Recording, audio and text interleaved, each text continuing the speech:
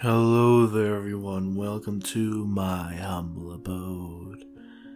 Today we will be reading a horror story thus titled Elysium. What will it be about? What horrors will it bring? Stick around if you want to find out. And if you end up enjoying the video, please like and subscribe. Without further ado, let's get started. I remember living on the streets, that I remember. Exactly how that came to be is still unclear. But I know that one way or another it was because of my parents. I hated them. Hate them with the little memory of them I have left. Flashes of pure terror. Like being beaten bloody on my 6th birthday. And being trapped in a closet for weeks at a time with little interaction and even less food. This is how I remember life with my parents. The only food I ever got was dog chow. Tuna meant for cats if I tried to be bold. I don't remember if it was a pet or a sibling, but there was something that they loved more than me. Something that always got all the attention. What it was doesn't matter now. I've seen horror all my life. I lived on the streets for a while. I think it came up 2 years ago, but it could have been more. It felt like a lifetime. Sleeping on playgrounds and benches. Stealing or eating out of trash bags just to survive. I was about 11 when Alice picked me up. She found me, cradled in the fetal position, behind a dumpster between 2 buildings, the names of which I couldn't read. I was just skin and bone back then. She said I had blood on me, but whether or not it was mine, I still don't remember. I was in shock from something. That's when I met her. When Alice took me in, she promised a new way of life. She promised a family, love and nurturing. But most of all, she promised food. Real food. She took me to her car and drove me up to the manor where she lived. I do remember that she didn't actually drive. We sat in the back of a long black car with slick red interior leather, as an old man wearing a little hat drove me to my new home. The building reminded me of a haunted mansion I saw in a movie once when I snuck into the theater. I've never eaten so much popcorn before in my life. People just left it all over the floor, and nobody else was trying to get it. I don't remember what the movie was, but it made me not want to go back into that building. I screamed, I cried, I punched the driver in the eye. But through the soothing mystique of Alice's welcoming voice, I was coaxed inside.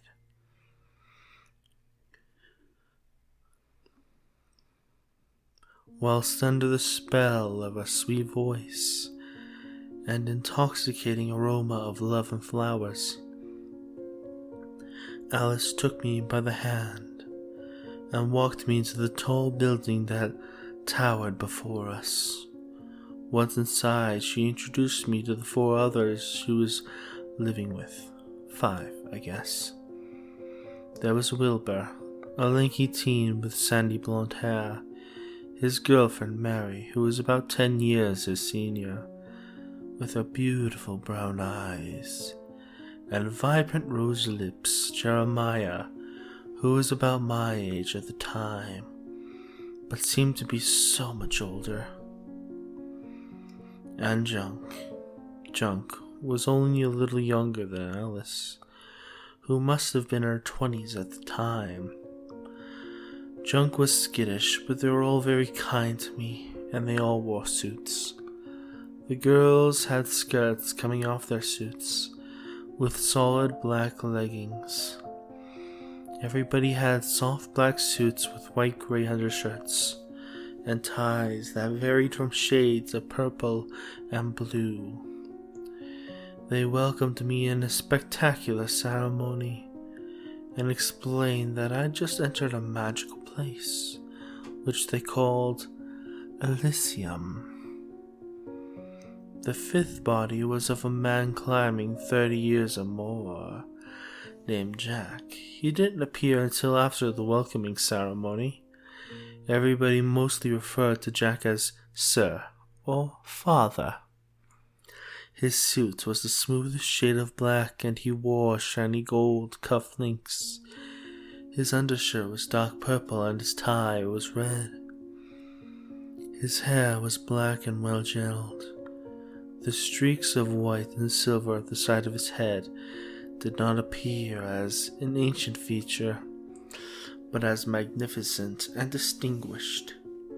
His emerald green eyes were like portals to another world. I felt as though I knew everything when I looked into them. I thought I felt that way because he had so much raw power. One could absorb some simply by looking into his eyes. He was an eccentric being, always making a spectacle when entering a room. Even when he remained silent, his presence was heavy and enlightening. His presence was that of a god. Even if you were blindfolded when Jack stood in the same room as you, you would know. You could feel him, watching, breathing, reading your mind. You could always feel him. My name was Kevin when I first arrived, but Jack dubbed me Abel. He named everyone, and he thought of everybody as his children. He called us his children. Jack took each of us from desperate times. Wilbur worked at his father's surf shop, somewhere far, far away. But he also worked in his father's drug trade. If Wilbur ever disobeyed his father, he would beat him and inject him full of something called heroin. This was apparently a means of keeping Wilbur from leaving, as his father's was the only place where he could get more of it. Wilbur said after having heroin once, you needed it all the time. Junk also lived a fair life of abuse. Jack found him after his principal had dumped him in a ditch and left him there for dead. Apparently, wherever it was that he attended, the entire school hated him, students and staff alike. They would call him Junk, so Jack told him to turn that weakness into a strength. And he made that his new name. It never quite had the effect Jack was hoping for. Or maybe it did. Wilbur and Junk were the only ones who dared to tell me about their lives before Jack. Speaking of a time before Jack was strictly prohibited because we didn't need anything else.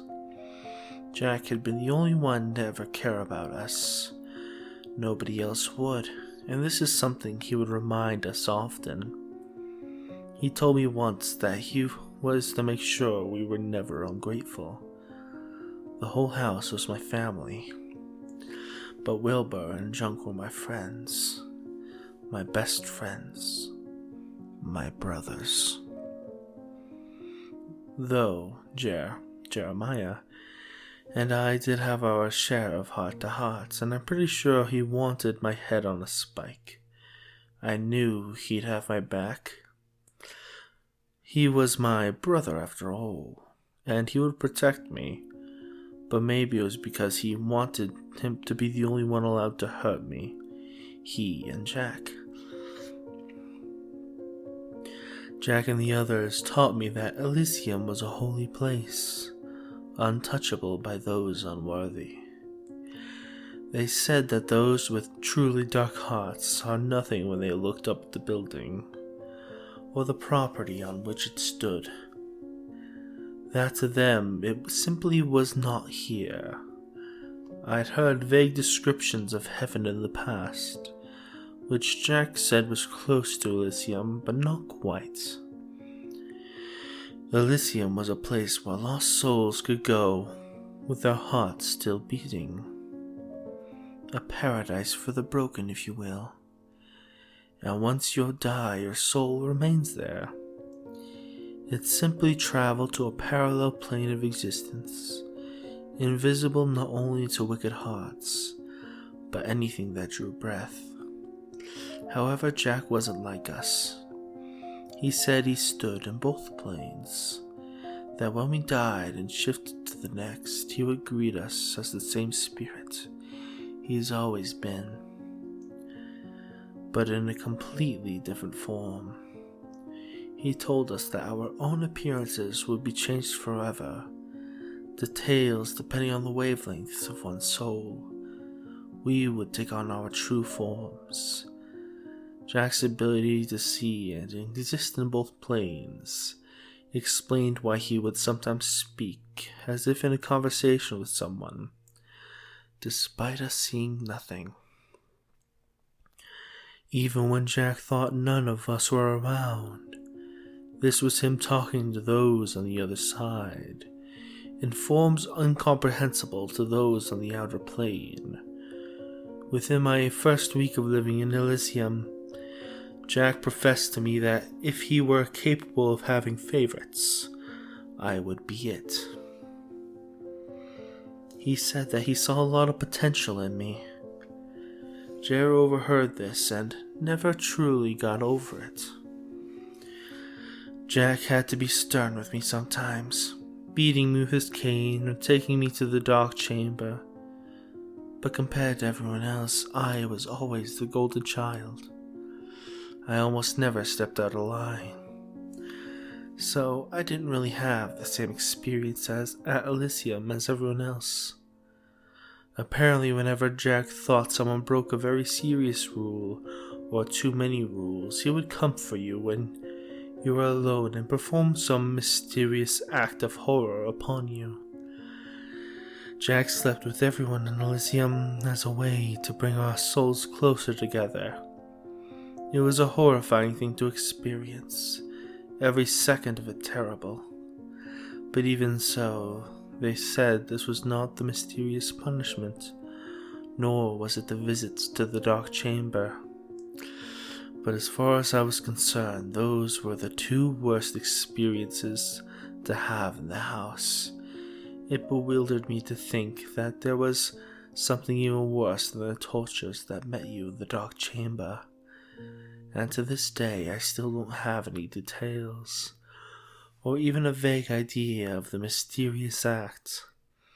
Whatever it was sometimes made people to want to leave, but they didn't. We all stayed because there was nowhere else to go. No one else to go to. Jack was all there was. He was our God, our home in heaven. Months after she disobeyed and experienced this mysterious horror, Alice told me something that nobody else had shared before. Because it was prohibited, she told me her name before Jack. It was Donna. Her friends used to call her Dawn or Donnie. She said sometimes she missed that name. She felt that when Jack changed her name, he changed who she was, and sometimes she didn't like that person. Not at all. Overall, Jack was kind to us. He took care of us, he fed us. We all ate together, we read together, and we bathed together every week. We were a family. We never left Elysium. The property was rather large, so we still went outside, but we never truly left. The only people who could leave the house were Jack and his butlers. Alice used to go out, in charge of finding new members. But one day, something happened and that changed. Jack J gave the job to Mary, but after a week he simply kept the duty to himself. He even stopped taking the butler, saying he could trust few. Over the years, a few more children were added, and it was great. Our family was growing. But when I was about 16, it seemed as though Jack was letting anybody with a shady past into our doors. There was no great selection, no light. He saw in them as he saw in me. He was simply recruiting. We started having larger ceremonies where Jack would explain how we were to live our lives in Elysium and how evil and wretched the outside world was. How he was all we had and all we needed. I hated many of the new children, the ones let in because they had a shady past and a beating heart. They had no morals, no respect, no love. They would pick small groups and remain in them. They would ridicule anyone who wasn't a part of them. We were supposed to be a family, siblings, as though we shed blood, but that was no longer the case. Amari and Adriel were the worst of the bunch, the ringleaders of all the bad apples that had corrupted Elysium's holy basket. It was like they thought they were Jack. They looked like they were identical twins, even though Amari was a boy and Adriel a she-devil. But they were also lovers. Years ago, that would have disgusted me, but things like that became regular practice in Elysium. I was about 20 to 23 when we reached 40 or so members. I believe just below 40. I don't know exactly how old I was, because that's something we don't keep track of in Elysium. You are not to keep track of days, years, or months. You can recognize the seasons, but you cannot count them. Jack said this was because Elysium was eternity, and to try to know one's age was to deny and reject that eternity. But Alice had gifted me a calendar to hide. I would mark it almost every 2 moons, and we should try to celebrate my birthday when we had the chance. I was eternally grateful for this. I've always loved numbers, but I've never been able to count very high. When Jack found the calendar, Alice took the fall. It had trucks on it. February was a fire truck. I never saw Alice after that. I guess she disobeyed Jack one too many times and was sent off to Garnish. Garnish was where disloyal members went, those who were not worthy to bathe in Elysium's holy energy. Where this was, I didn't know, but nobody ever came back from Garnish, ever. I loved Alice. She was like a mother to me, or an elder sister. I had many siblings, and I had my group of friends, but with Alice it was different. I'd always call her Donna in private, and she'd always call me Kevin in private. She was the only one. I loved Donna so much, but I always thought that Alice sounded prettier. Things were never the same after Jack sent Alice away, and with the new members I hardly saw Jack. Sure, I would see him speaking during ceremonies or sometimes during mealtime, but never one-on-one. He still called us his children, but it didn't feel that way anymore. No, things were different. I was different. I was growing tired of Jack ruling over Elysium. He didn't care about us anymore. I knew he didn't. I was tired of living in Elysium. I've always been told that the world outside was where the devil ruled, and my few memories of childhood definitely supported that, but so what? Who's to say Jack was not the devil? Could God and Satan not be one and the same? He who could exist on two planes was surely capable of wearing more than one face. The cleansing began when Amaris spoke ill of Alice. I thought I'd heard it before, but it was always in a crowded area, so I could never be sure. This time it was in the quiet hall just before our chambers. He called me scum, and said that Alice was a whore who strayed from Jack's path and deserved to suffer and garnish. I grabbed a fistful of hair and crashed the blonde fool's head over the hall window. Noise didn't matter. Nobody was to leave their chambers at this light. Only Jack could, and his chambers were on the other side of Elysium. I grabbed a shard of glass and cut his throat. He gurgled at me with teary eyes, and I prayed to Alice. I remember in the beginning I was very keen on covering my trails. I didn't want to know how such an act would be treated by Jack, or the other members for that matter. Order was lost. These new members were clear agents of chaos. I used to think that such fools didn't deserve to bask in Elysium, but as I went on with the cleansing, I wondered if Elysium had not been garnished all along. I soaked up the blood with the sheets and threw them in the furnace. I could not throw Morris in along with them because not only was I unsure if it would completely burn his bones or not, regular maintenance of the furnace was kept, and somebody would be checking up on it just before the day rise. So I wrapped Amaris in more sheets. We had so many. Jack said it was in preparation for a growing family, and placed him outside in Elysium's court. One thing Jack teaches you is how to be one with the animals. I called a bird to my hand and broke its neck. I threw it up into the windows I'd broken with Amari and carried on.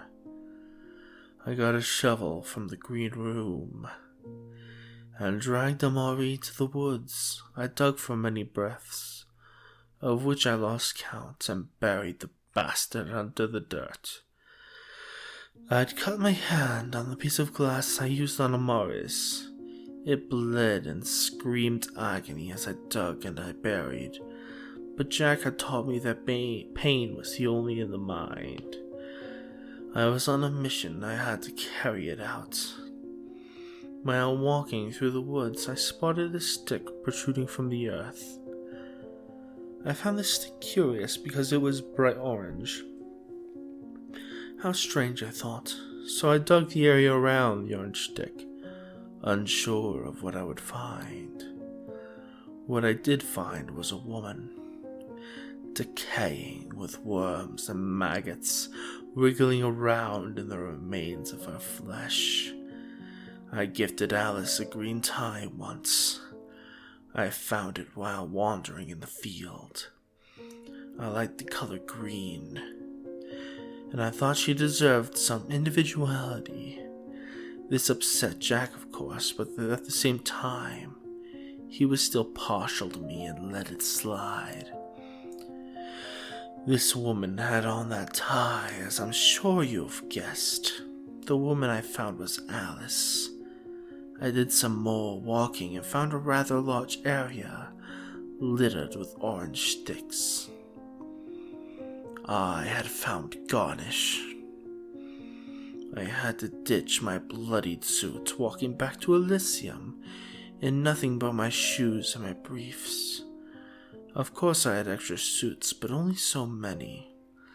I prayed Jack would not count them, because I couldn't think of a good reason why one should be missing. When night became day, I helped the butlers clean up the glass, and used one of their shots to reopen the wound on my hand, so it wouldn't seem suspicious, Nobody thought the better of it. Nobody but Adriel. Many assume Amari had simply abandoned Elysium, and Jack saw him dishonored. He even held a ceremony about it, but she was not convinced. In fact, his disappearance drove her mad. She would not shut up about foul play, not until Jack ordered her to. Adriel became a silent being after that. Despite this fact, I decided she was next. She got on my nerves, and though she seemed innocent now, I knew she was still pulling the strings on Elysium's bad apples. I've never heard whispers of a mutiny. If anybody was gonna take that bastard, Jack, down, it was gonna be me. But first, I had to destroy what he created. The story of Adriel's demise isn't really one of much interest.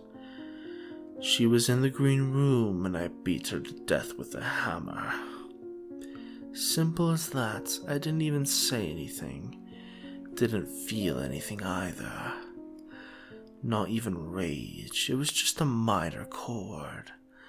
The only interesting and right-worthy things about it were some memories flooded back during the act. I'm still unsure exactly what brought me to the streets as a child, but I do remember what happened to my mother. My father started having me make his meals. I made him 4 dishes before I doused one with rat poison. When my mother caught me with the box of poison in one hand and my father's plate in the other, she threatened my life. Instinctively, I reached for the closest object on the counter behind me, and I beat her head in with a meat tenderizer mallet, just as I beat Adriel. I know it's not very interesting. I've never been a good storyteller, but it was nice to have at least one happy memory from my childhood. From Kevin's childhood, I should say. The cleansing couldn't wait after that. I didn't want a slow process. I wanted blood and death. I decided I would simply burn the building to the ground with everyone inside.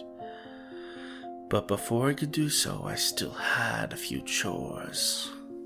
My intent was to tear down everything Jack had created. That included my family and my friends. I decided I would go to Junk first. Joe and Wilbur got stronger than we had first met, but Junk never really changed that much. I knew physically he would be the easiest. My friends deserved more than just burn away in that place. They deserved something better, closer, more personal. I did love them, I really did. Junk often liked to prepare the family's meals, so I offered to help him.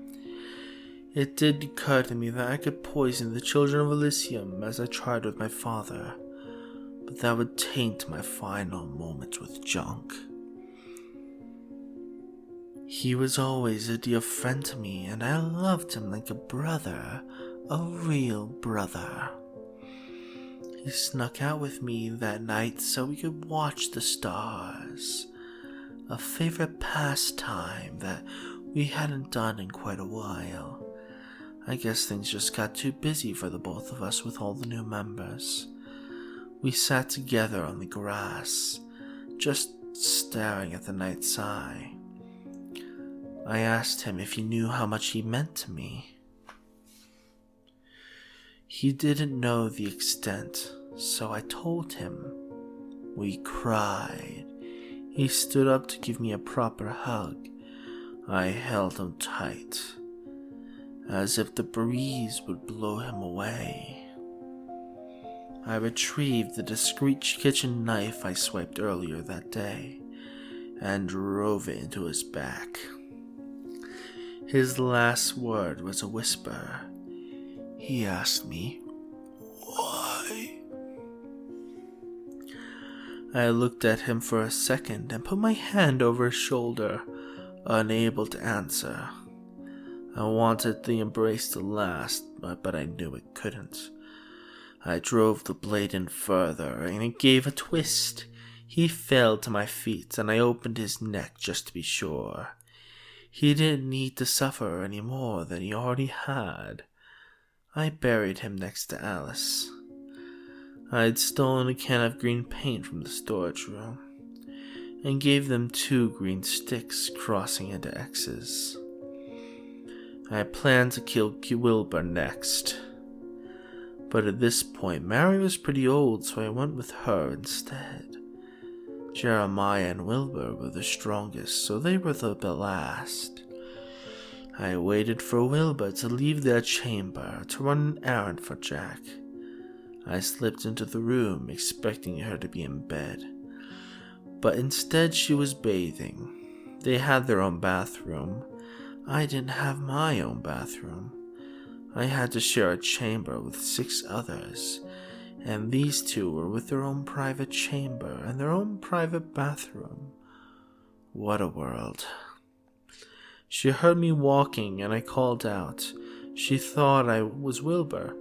I told her I appreciated how she was mostly kind to me in my life. She screamed and I had to drown the old broad in her own filth. Such a dishonorable death, I know. But I was only working with what the world gave me at the time. I put about 8 moons or so of space in between the disappearances. It seemed less suspicious that way. At least that's how I thought of it. I guess I was a semi-flawed plan because I never really did cleanse Wilbur. 6 moons after Mary's death, Wilbur hung himself off the balcony with his belt. Elysium became very unsettled after that, and people started to notice the disappearances. I didn't only kill my family personally. There were others that I cleansed out of the sheer opportunity. But none of them mattered. I won't even write their names, much less how they died, because they were nothing less than nothing to me. The fear going on around Elysium was like electricity in the air. I think there were ceremonies explaining how these disappearances were holy acts, but I stopped attending those. I feared I may lose control and simply jump up on the podium and beat Jack to death before he could watch his empire fall. I found Jeremiah in the food court by himself. And it wasn't even mealtime. He was crying. I've only seen him cry twice before. Such an ugly sight, heartbreaking. When he saw me, he was hesitant, but he allowed me to sit, and we spoke for many breaths. It was just me and him now. We were the only ones left in our family. We knew there were others before us.